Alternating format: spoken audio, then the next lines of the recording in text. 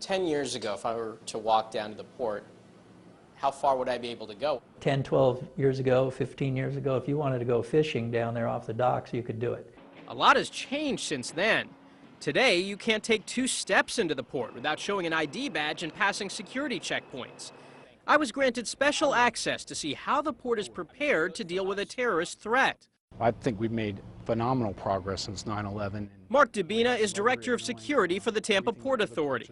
Why do you think we haven't seen a major attack or threat on our ports? Well, what I'd like to think is that we've done a very good job of making our targets harder to approach, harder to interact with, and harder to impact.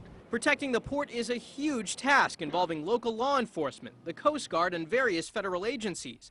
They have to cover 5,000 acres and a 42-mile stretch of water.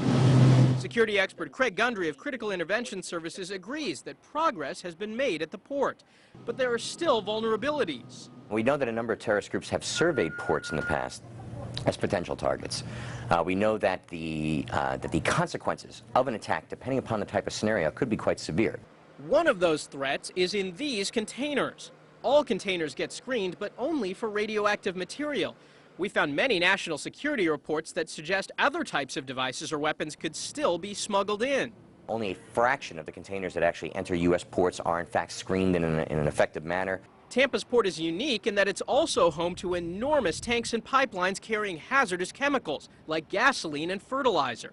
Experts say a terrorist attack here wouldn't just cost lives, it would cause billions of dollars of damage to the economy. Gundry believes terrorists could attempt a direct attack on the port.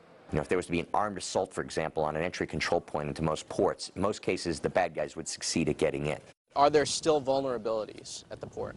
Well, I don't think anything's perfect. We're always looking to improve our procedures and our protocols. Debina says the port is prepared for a direct assault, and private companies have their own security in place as well.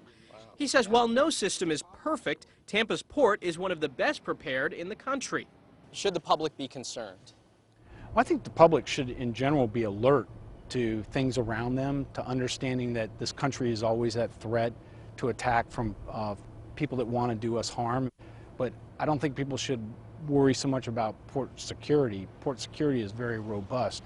Michael George, ABC Action News.